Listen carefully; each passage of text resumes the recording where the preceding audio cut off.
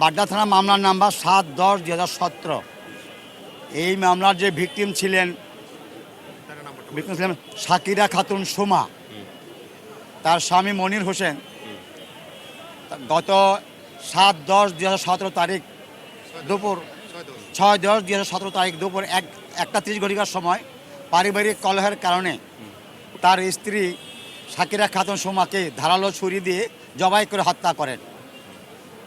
এই মামলায় victim Shakira Khatun সুমার মা বাদী হয়ে বাড্ডা থানায় মামলা দায়ের করেন। এটা একটা বাড্ডা থানা আলোচিত হত্যা মামলা। এই হত্যা মামলায় আসামিকে গ্রেপ্তার করার পর আদালতে অত্র মামলা আসামি মনির হোসেন আদালতের কাছে স্বেচ্ছায় 164 ধারায় জবানবন্দি প্রদান করেন।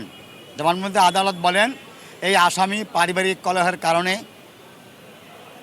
এই মামলার যে আসামি সাকিরা খাতুন সোমাকে ধারালো অস্ত্র দিয়ে ছুরি দিয়ে জবাই করে হত্যা করেন।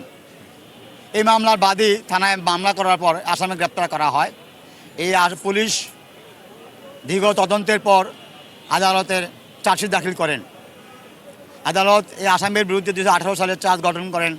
এই মামলার নাম্বার পরে 8679/18 এবং এই মামলায় দীর্ঘ সাক্ষ্য গ্রহণ করার পর রাষ্ট্রপক্ষ মোট 19 জন সাক্ষ্য আদালতে চার্জশিট ছিলেন।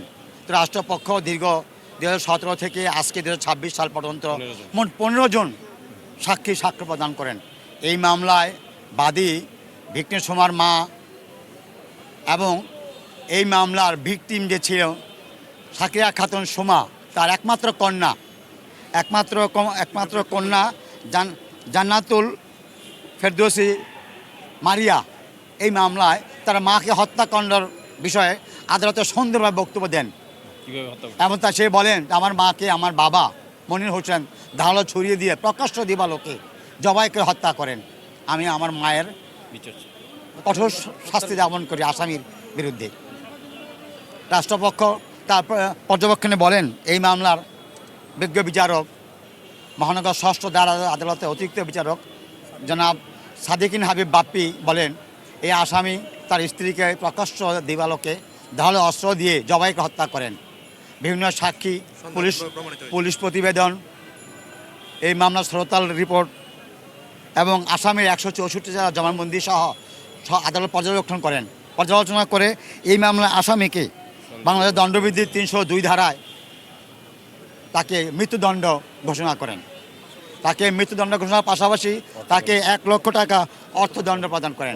আদালত তার রায়ে বলেন যে আসামি রায় ঘোষণার দিন থেকে 7 দিনের মধ্যে উনি উচ্চ আদালতে আপিল করবেন। আপিলে বাকি বিষয়গুলো নিষ্পত্তি হবে। আমরা যেহেতু একটা হত্যা মামলা, বিজ্ঞ আদালত সাক্ষ্য পর্যালোচনায় আসামির মৃত্যুদণ্ড ঘোষণা করেছেন। বিজ্ঞ আদালত আমরা রাষ্ট্রপক্ষ আমরা অত্যন্ত সন্তুষ্ট। আমরা চাই দেশে ন্যায় বিচার প্রতিষ্ঠা হোক এইভাবে।